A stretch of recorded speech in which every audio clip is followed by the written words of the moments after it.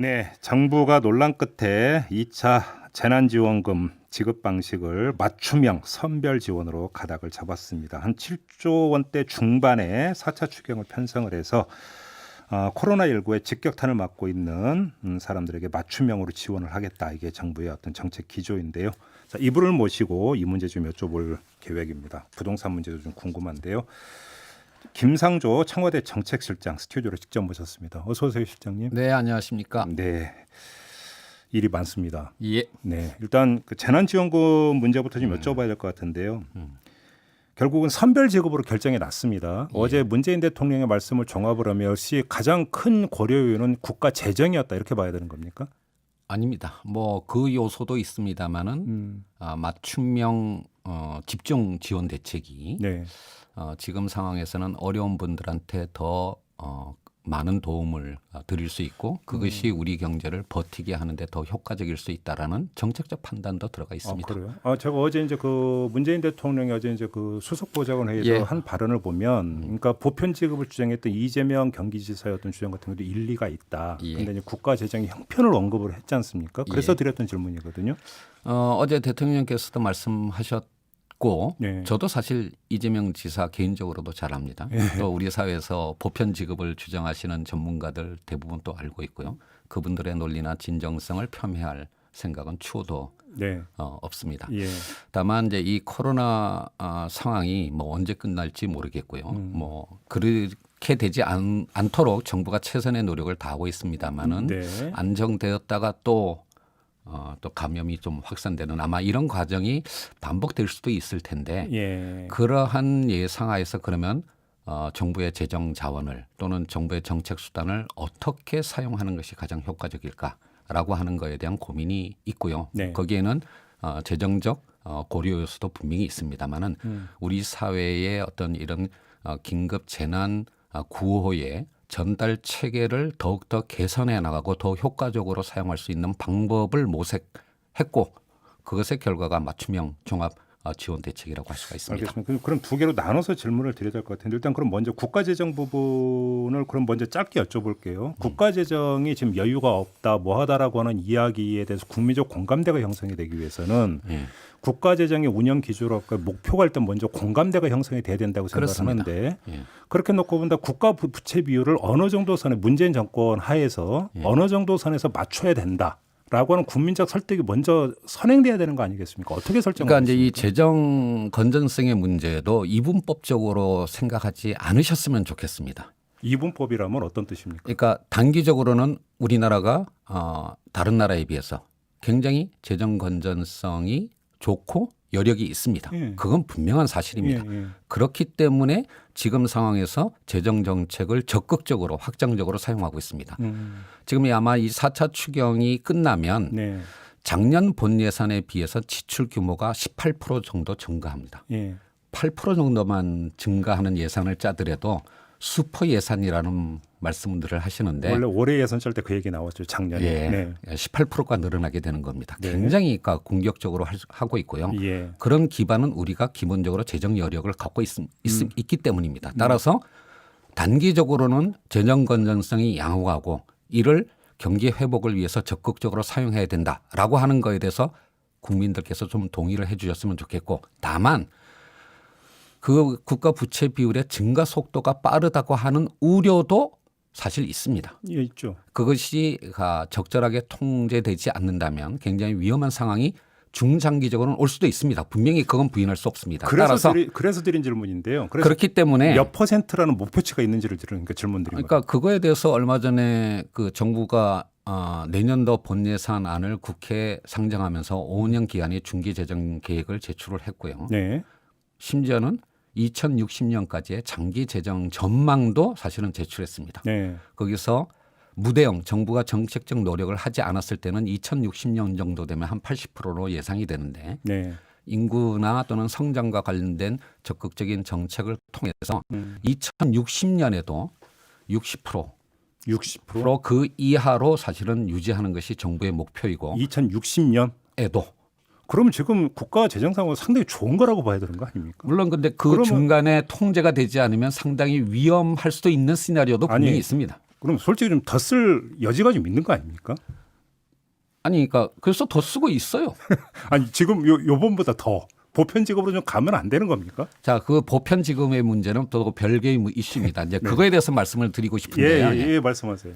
사실 뭐 적절한 딱 맞아 떨어지는 그러니까 비교 사례일지는 모르지만 올해 2월 말 3월 초에 정부로서는 가장 어려웠던 게 마스크 줄서기였습니다. 기억하시죠? 아, 그럼요. 예. 그래서 이렇게 이제 불공정한 배분 시스템이 어딨냐라고 하시면서 예, 많은 맞아요. 분들이 예, 그때 그런 얘기 많이 나왔죠. 뭐 주민센터나 동장님들을 통해서 똑같이 나눠주자라고 말씀하신 적이 있어요. 네, 그때 맞아요. 예. 그때 우리나라의 마스크 생산 능력을 생각하면 그렇게 했으면 아마 일주일에 한 장씩 나눠드렸을 겁니다. 공정하지만 그게 가는 올바른 길인가라는 데에서는 고민이 있었고요. 공정이 만병통치는 아니다. 네, 그래서 사실은 그러니까 오부제를 시행했습니다. 예. 뭐 오부제는 말 그대로 줄을 쓰지는 않지만 정해진 날짜에 2장씩 살 수 있었습니다. 그런데 네. 여기서 오부제가 성공했는데 그 이유를 한번 생각해 보세요. 모든 국민들이 일주일에 2장씩 샀었다면 모자랐습니다. 그럼에도 불구하고 성공했습니다. 네. 그렇죠? 두 가지 이유가 있습니다. 첫 번째는 많은 국민들께서 나도 마스크가 필요하지만 더 필요한 사람이 있다라고 양보를 하고 면 마스크를 쓰기 시작하셨습니다. 네. 재난지원금도 마찬가지라고 생각합니다. 물론 얇고 넓게 모든 국민들한테 나눠드리는 것도 한 방법입니다. 대통령께서 지적하셨다시피 그것도 일리가 있는 주장입니다. 하지만 나보다 더 어려운 분들한테 두텁게 지원해드려서 그분이 버텨야 나도 버틸 수 있다라고 하는 상생과 연대의 정신이 이 어려움을 극복하는데 또 중요한 하나의 포인트라는 걸 강조하고 싶고요. 이거보다도 더 중요한 게 있습니다. 사실은 그때 오부제의 성공의 중요한 요소 중에 하나가 약국으로 유통 시스템을 통일하면서 굉장히 그 시스템을 효율화했다는 겁니다. 네. 지금 이 선별 주장에 대해서 이른바 반대하시는 분들의 주된 논리가 행정 비용과 시간이 많이 들어가고 사각지대가 생긴다는 거였거든요. 3월, 4월에는 그 말씀이 상당한 공감대를 얻었습니다. 네. 하지만 상당히 시간이 지났고요. 예. 정부의 행정 시스템이 그때와는 비교할 수 없을 정도로 개선이 됐습니다. 일단은 이미 우리나라 국민들의 종합소득 신고와 부가세 신고가 다 끝났습니다. 예. 국세청이 우리나라 모든 국민들의 2019년 소득 자료를 다 갖고 있습니다. 그중에서 예를 들어서 소상공인이라는 카테고리를 설정한다라고 한다면 그분들은 2019년에 비해서 지금 상황이 좋아진 분들이 얼마나 있겠습니까? 따라서 소상공인이라고 하는 대상을 선별할 수는 있지만 예. 그 대상 안에서는 거의 보편에 가깝게 지급하는 방법이 있습니다. 소상공인에 대해서는 그렇습니다. 또 그럼 구체적인 좀 그 예를 좀 어떻게 그럼 거의 뭐 보편에 그거는 이제 가깝게. 며칠 후에 발표가 될 거고요. 예. 그러니까 뭐 예를 들면 작년 매출액 기준에서 뭐 얼마 이하의 분들은 사실상 사전 심사 없이 또는 최소한의 요건만 확인하고 많은 분들한테 드리는 방법으로 지금 짜고 있습니다. 네. 그리고 또 하나 정부가 그동안 많은 프로그램들을 진행을 해왔는데요. 예를 들면 얼마 전에 긴급 고용안정지원금을 통해서 150만 명의 자영업자와 특허 프리랜서에게 150만 원을 지원했습니다. 그 데이터가 지금 그대로 살아 있습니다. 이분들은 추가 지원을 한다면 별도의 심사가 필요 없습니다. 네. 결정되는 순간 바로 지급할 수 있습니다. 그래서 지난 3, 4월에 비하면 우리 정부의 행정 자료와 전달 체계가 매우 개선돼 있고 따라서 신속하고 촘촘하게 지원할 수 있는 능력이 개선이 되었다라고 할 수가 있습니다. 물론 눈을 부릅뜨고 찾아보시면 사각지대를 찾아내실 겁니다. 안 부릅떠도 좀 나오긴 나올 것 같아요. 그럼에도 불구하고 네. 그 부분들을 충실히 메울 수 있는 능력의 개선이 되었고요. 그렇게 노력합니다. 결론적으로 말씀드리면 네. 이번 4차 추경의 핵심 개념은 카테고리 선별은 더 어려운 분을 선별하겠지만 네. 그 선별된 카테고리 내에서는 가능한 한 사전 심사 없이 최소한의 요건 확인만을 통해서 보편적으로 지급하는 그러면 그런 지금 방식으로 가는 겁니다. 최소한의 요건이라고 이제 말씀하셨으니까 그럼 한번 제가 예를 들어서 그러니까 질문을 드려볼게요. 지금 5월 그러니까 그 사업자 같은 경우 5월 말에 이제 종합소득세 신고를 하지 않았습니까? 예. 그럼 이제 그 데이터가 있을 테니까 예. 그럼 올해 5월 말에 신고한 그 데이터와 전년도 5월 말에 신고한 데이터를 비교를 해서 예. 소득이 줄어들었으면 무조건 지급한다 이런 접근법입니까? 그러니까 가능한 한 예. 본인이 자신의 소득을 증명할 필요가 없는 방식으로 정부가 이미 갖고 있는 행정 자료와 전달 체계를 통해서 대상을 선별하고 신속하게 지급하는 시스템으로 구축하려고 합니다. 아, 그래요. 그러니까 예. 본인이 신고를 하지 않아도 예. 그래 국세청이 이렇게 누적된 데이터를 갖고 근데 뭐 자동으로 국세청의 자료를 통해서 국민께서는 대상으로 지급이 되었습니다. 네. 뭐 어떤 방법으로 드릴까요? 예. 또 그리고 나서 사후적으로는 일정한 정도의 아주 사소한 부분을 확인할 수는 있겠지만 거의 대부분 소득 증명의 절차 없이 지급하는 방법을 찾으려고 합니다. 그러면 그렇게 소득 증명이 없어도 지급받을 수 있는 대상이 그러니까 전체 지급 대상의 몇 % 정도라고 보면 되나요? 상당히 높습니다. 그래요. 예. 더 구체적인 방법은 여기서 말씀하시기가 힘듭니까? 그건 정부와 대통령님께서 발표하실 내용입니다. 아, 그래요? 그냥 예. 다만 지금은 이제 뭐 예를 들면 네. 소상공인 전체 100% 중에 음. 상당히 많은 비율로까지 저희들이 생각하고 있습니다. 근데 예를 들어서 오히려 이제 그러니까 과거에 보면은 이런 경우가 있지 않습니까? 이제 태안에서 기름 유출 사고가 났을 때 어민들은 이제 어떤 그 지원을 해주기 위해서 여러 가지 방법을 썼는데 오히려 자기 배나 이런 게 없이 그냥 맑아서 이제 그 일용직으로 노동을 해서 먹고 사는 어민분들 같은 경우 오히려 구제가 더 힘들어졌던 이런 과거의 전례가 있지 않습니까? 그때 논란도 됐었는데. 이번에 그러니까 4차 추경의 규모가 7조 중반대입니다. 네. 지금 제가 설명드린 그 소상공인 지원이 가장 규모가 큰 사업이고요. 그거 위에도 있습니다. 그러니까 지금 제가 드렸던 질문으로 마무리를 하면 이래서 노점을 한다든지 이렇게 그러니까 소득 신고에서도 아예 그러니까 포착이 되지 않는 예. 이런 분들이 오히려 더 어려운 분들이잖아요, 사실은. 그러니까 그 정부가 소상공인 지원뿐만 아니라 특허 프리랜서도 있고요. 네.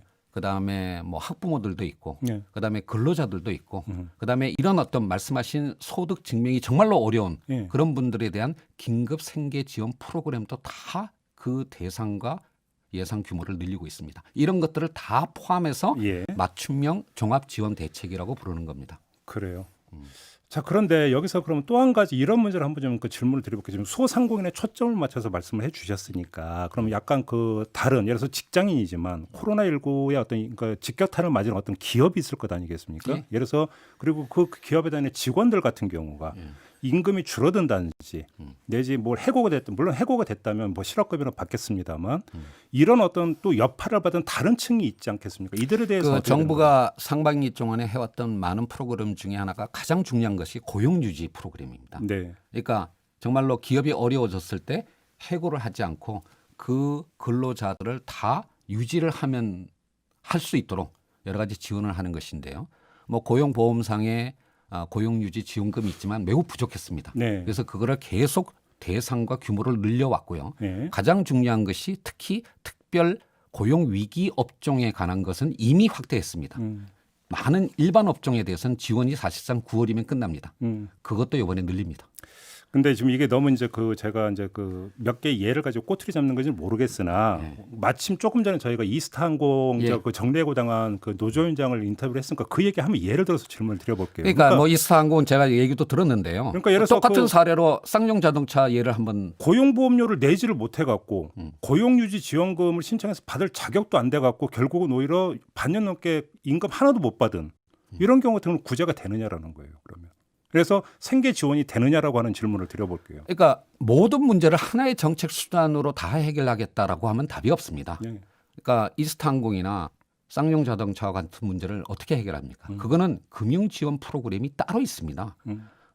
기간 산업 안정 자금을 통해서 그 네. 기업을 유지를 하고 인수자를 찾았을 때 거기에 있는 근로자분들도 그러니까 구제가 되는 거고요. 예. 그 과도기 동안에 고용 유지를 위한 여러 가지 프로그램들을 촘촘히 만들어 가려고 합니다. 알겠습니다. 그래서 세상에 한 가지 방법으로 모든 문제를 해결하고자 하면 세상을 구할 수 없습니다. 아무튼 이제 구체적인 방법은 지금 약간 이제 조금만 보여주셨기 때문에 더 이해하기 뭐한데 그런 방법이라면 추석 전 지급은 얼마든지 가능한 겁니까? 실무적으로? 뭐 7조 원대 중반을 전부를 다 추석 전에 다 지급한다라고는 말씀드리지 못하지만 상당 부분을 지급하려고 그 전달 시스템을 지금 짜려고 하고 있고요. 예. 최소한 현금이 직접 나가지 못하는 부분도 대상자 통보까지는 완료하려고 합니다. 그래요. 예. 알겠습니다. 그러면 여기서 또 이런 질문을 안 드릴 수가 없는데 만약에 이제 그 이번 2차 지원금이잖아요. 예. 만약에 불가피해 3차, 4차 지원금을 또 지급해야 되는 상황이 만약에 그러니까 발생한다고 가정을 해보죠. 예. 그럼 이때도 선별입니까? 그 OECD 회원국 30여 개국이 있는데요. 네. 많은 대책들을 세우고 집행하고 있습니다. 그 중에 예. 하나가 그러니까 전 국민 대상으로 한 현금 지급 프로그램이 되겠죠.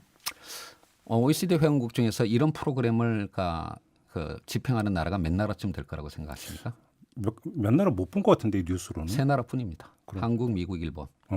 다른 잠깐 나라들 독일도 있지 않았었네? 아닙니다. 독일은 아닌가요? 예. 그러니까 지금 이른바 선별 지급에 여러 가지 문제점이 있다고 지적하시지만 예. 한편으로는 보편 지급에도 다른 방향의 비용과 문제가 있습니다. 그러니까 정부가 우리가 갖고 있는 어떤 정책 자원과 전달 체계를 통해서 가장 효과적으로 국민들을 지원할 수 있는 방법을 찾아가고 있고요. 궁극적으로 가장 중요한 것은 전국민 고용보험입니다. 아마 오늘 국무회의 때 특고 프리랜서까지 커버하는 법률 개정안이 상정이 될 겁니다. 네네. 남은 부분이 자영업자입니다. 네. 가장 많은 부분. 자, 그런데 자영업자를 고용보험에 커버하려면 필요한 게 뭐겠습니까? 바로 실시간 소득 파악 시스템을 구축하는 겁니다. 그렇죠. 그게 어느 날 갑자기 그냥 머릿속에서 나와서 실행되는 게 아닙니다.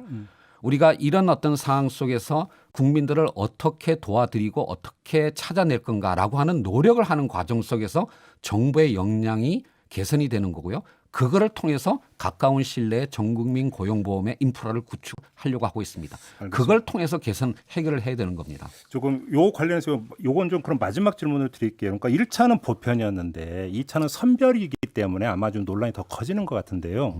그러니까 확인차 이 질문을 좀 드려보겠습니다. 두 갈래인데 하나는 좀 궁금했던 게 1차를 그러니까 그 보편 전 국민에게 지원하면서 그때 이제 정부에서 나왔던 이야기가 또 많은 국민들은 기부를 하지 않겠느냐 이런 이야기가 나오면서 30%까지 이야기가 나왔는데 뚜껑을 열고 보니까 3%만 안 받았거든요. 예. 그 혹시 이런 점이 가만히 되는지 하나.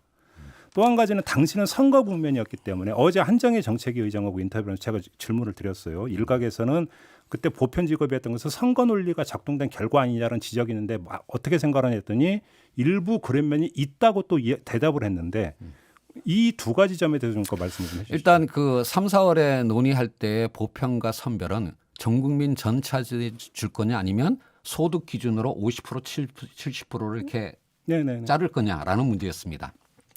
지금 접근하는 것은 그런 의미의 선별이 아닙니다.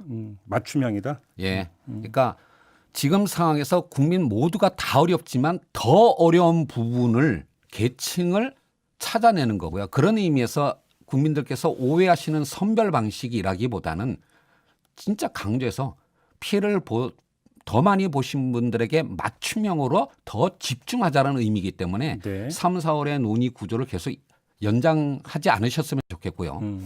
선거 관련 부분은 제가 답변 드릴까 질문이 아닙니다. 알겠습니다.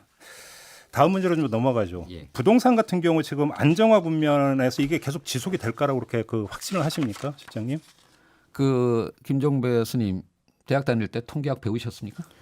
안 배웠습니다. 예, 통계학을 배울 때 또는 그러니까 이용할 때 가장 중요한 게 평균과 함께 한계를 같이 봐야 된다는 겁니다. 네. 평균은 전체 추세를 보는 거고요. 한계는 이제 극단적인 예를 말하는 건데 이건 리스크 관리 측면에서 중요한 겁니다. 네. 정부의 공식 통계인 한국감정원 자료에 따르면 거의 한 4주 동안 서울 전체의 집값 상승률이 거의 0에 가까웠습니다. 0.01 정도 되고요. 강남 4구는 4주째 0입니다. 평균적으로 추세적으로 안정화되고 있습니다. 네. 그렇지만 분명히 일부 지역 일부 유형의 어떤 주택의 경우에는 또 튀는 부분도 있습니다. 네네. 그런 부분들을 관리하기 위해서 선별 대책들을 정부가 마련하고 있고요. 그렇습니까? 그런 것들이 바로 부동산 거래 분석원과 같은 그런 어떤 노력이고 또 그러니까 대출 규제를 갭 투자나 법인 투자를 막는 그런 어떤 촘촘한 선별 대책까지 결합하고 있습니다. 네. 제가 부동산 시장이 안정 추세에 있다라고 말하는 것은 평균적인 겁니다. 분명히 군데군데에는 이상적인 어떤 현상도 나타나고 있고 그거를 안정화시키는 노력을 함께 했을 때 우리의 부동산 시장이 안정화될 거라고 그럼 생각합니다. 특정 지역에 대한 핀셋 어떤 대책도 지금 준비를 하고 있는 겁니까? 그러니까 이미 많이 나갔고요. 그러니까 지금은 워낙 그 제도의 급변 과정에서 시장 자체가 관망세, 이른바 거래가 많이 줄었습니다. 예. 그러니까 이것이 정상화 될 때까지는 정부도 지금의 일관적 기조를 유지하면서 모니터링을 하고 있는데요. 예. 아마 안정화될 거라고 생각하지만 필요하다면 또 추가적인 대책을 하는 것은 당연히 정부의 책무 아니겠습니까? 그 원론적인 답변이시면 아니면 구체적인 실무 원론적인 답변입니다. 부동산 거래 분사권이 있지 않습니까? 예. 이게 이제 그 이상 거래를 그러니까 징후로 포착을 해서 이제 추적을 하고 문제가 있다면 그거에 대해 법적으로 제재를 간다라는 그러니까 접근법 말고 더 범위를 확대해서 부동산 정책 전체의 컨트롤 타워가 돼야 되는 거 아니냐는 주장도 일각에서 나오던데 어떻게 생각하세요? 별로 동의하지 않습니다. 어떤 점에서요? 물론 그러니까 부동산이 우리나라 국민 전체 자산의 76%를 차지하고 있는 가장 중요한 자산이고요. 예. 그리고 개인뿐만 아니라 국민 경제 전체의 안정을 해치는 가장 위험한 요소이기도 합니다. 그렇지만 전체의 부동산 거래를 다 관리하고 정책을 총괄하는 그런 컨트롤 타워를 별도로 만드는 것이 과연 효과적이냐라는 것에 대해서는 꼭 동의되지 않는 부분도 많습니다. 다만 사실 지금까지 그러니까 국토부의 대응반이 만들어졌었는데요. 15명 수준이었고요. 아, 그래요? 예, 그리고 민간에서 파견된 분까지 포함해서 그렇습니다. 그러다 보니까 각종 정보들을 공유하고 활용하는 데 제약이 많았습니다. 네. 이번에 분석원을 만들면서 이걸 한 50명 정도로 늘리는 건데요. 우리나라의 1년에 그러니까 주택 거래가 매매 거래는 100만 건, 전월세는 200만 건입니다. 네. 300만 건의 거래 전체를 다 보는 건 아니고요. 네. 그중에서 정말로 이상 거래를 집중적이고도 신속하게 보려고 합니다. 알겠습니다. 한 30초밖에 지금 답변 기회를 못 드리겠는데 뉴딜 펀드를 둘러싸고 관제 펀드라고 주장하는 목소리에 대해서 어떤 말씀을 주시겠습니까? 30초. 네. 예, 뭐 선순위 후순위로 그러니까 펀드 구조를 짜는 거는 금융의 기본이고요. 네. 그 후순위에서 정부나 정책금융기관이 일정한 정도의 리스크를 커버하는 것도 예가 없는 게 아닙니다. 금융위 쪽에서 산업은행 등의 정책금융계는 이미 이런 구조의 정책펀드를 많이 활용하고 있고요. 또 하나가 후순위가 리스크를 부담하지만 수익이 나면 더 많은 수익도 가져갑니다. 알겠습니다. 문제는 뭐냐면 이런 정책적 지원이 필요한 프로젝트를 얼마나 많이 발굴하느냐에 달려 있습니다. 그거는 민간이 할 일입니다. 알겠습니다. 역시 20분은 짧군요. 나중에 한번 1시간으로 모시겠습니다. 오늘 고맙습니다. 네, 감사합니다. 김상조 청와대 정책실장이었습니다.